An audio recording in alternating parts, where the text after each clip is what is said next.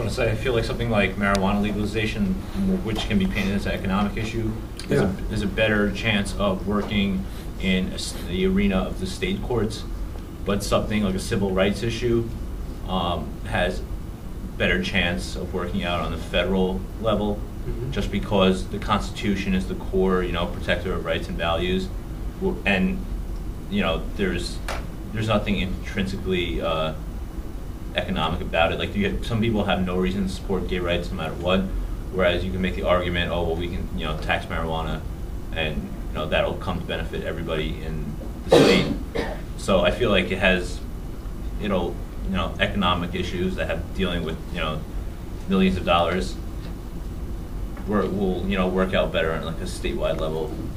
Because it can be turned into a tax thing. Yeah. Yeah.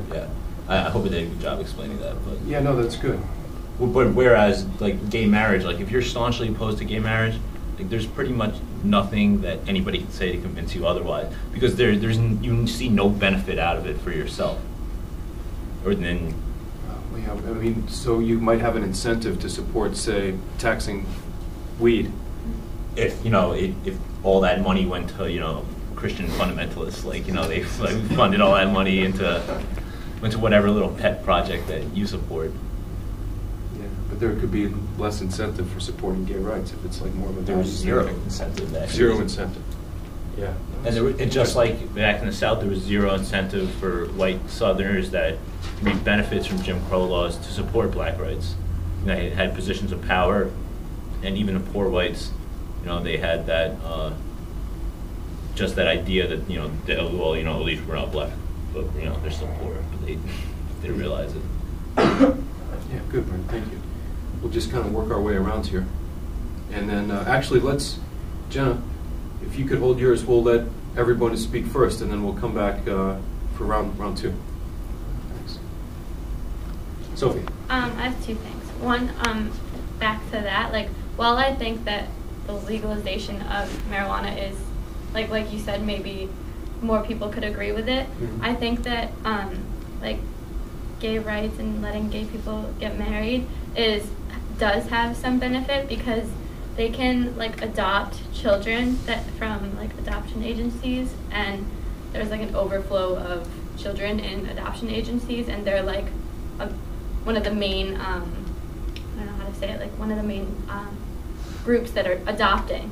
So that is kind of, I know it's not a major benefit, but I wouldn't say there's no incentive for gays to get married. And also well, incentives for, I think Brent was saying, incentives for the opponents of it to support it. Yeah. So what's their, But you could also ask opponents, do you support having overflowing orphanages? And if they say no, you could say, well, then this could be a way to, I know what he's saying. I'm just saying I think there is some incentive. Mm.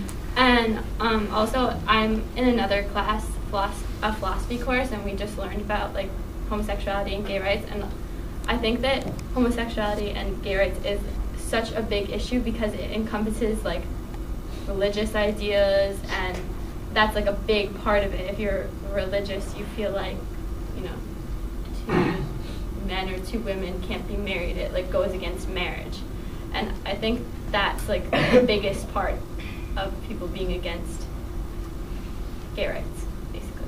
Mm-hmm. Religion. Mm-hmm. What I was going to say is that it coincides with what you were saying, that I guess the government doesn't really want to admit that they're still so linked to the church that they can't see past anything else, especially with this issue, the whole adoption and adoption benefit and all of that. I feel because they're still so linked to the church and the government still feels I think that's the primary reason why gay rights has not been approved, or it's becoming this really big issue, because the major focus is the church and why it's wrong because of religion and stuff like that. But the state is supposed to be separate from the church, but I guess they don't want to admit it. So they're finding all these other reasons and legalities of why it cannot become a right, or gay people cannot marry because of all these other reasons. But I think that's a primary reason. So who's in the driver's seat, the church or the state? You think the state is using the church to, I think you know, the state is in the driver's seat, but it's blocked. Like, all its mirrors are blocked by the church. Like, that's all they're looking at, and they can't see past it. Even the Obama administration.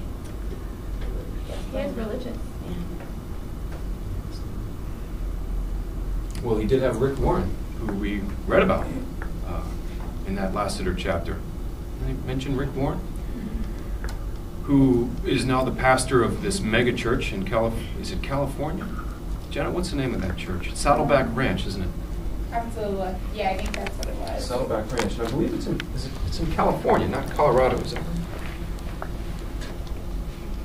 And so this, Warren also had his kind of some roots in the anti-gay ideology and movement of the 1970s. And here he is. You know, you're right, Vanessa, because this is the guy. It wasn't Jeremiah Wright giving the religious remarks at Obama's inaugural ceremony. It was Rick Warren, who he was heavily criticized for that, wasn't he? Not just by people in the gay community, but by people who thought maybe he should have picked someone else to deliver the marks rather than someone who has ties to opposition to gay rights. Yeah, I think that was maybe an early signal that Obama was really going to drag his feet on this question. He's been totally absent. So I think maybe you're right, Andrew. Just what you were saying. Like, I mean, the thing is, like, politicians and important upper level officials, they're members of like a religious, like whether it be Christianity, Judaism. So like they kind of bring those type of religious values into their policy making.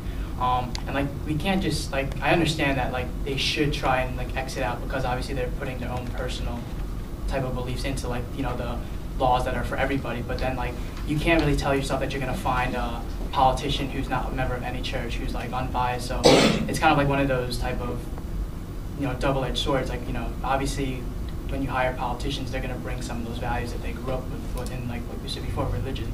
Like, I mean, there's a lot of Christian politicians out there who are probably opposed to gay rights because they are members of a Christian church, and that's like the values they grew up with, and they bring that to the politics, which is like inevitable for a politician. The same thing with their own values outside of religion.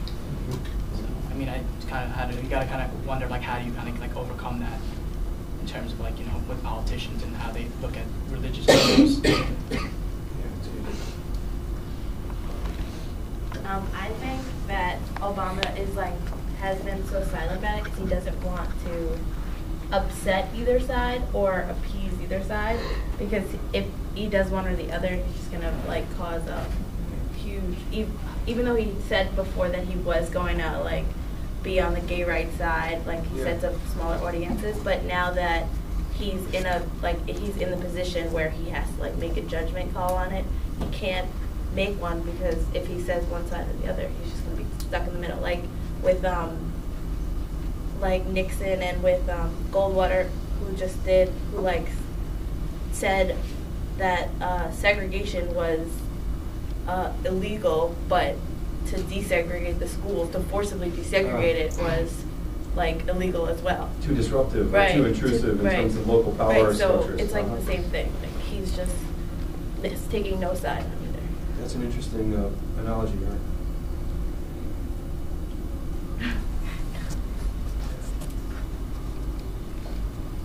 Stephen, did you want to say something?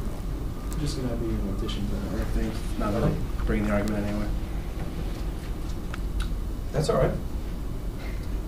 I just feel like a lot of politicians nowadays, they get elected based on their religious affiliation, and the ignorance is a never-ending cycle, pretty much. And the press that's released about gay rights is inaccurate. They're saying they want special rights even though they don't. It's just a never-ending cycle, it seems. Wait, Starsky. Graham first, then Starsky. Oh, sorry.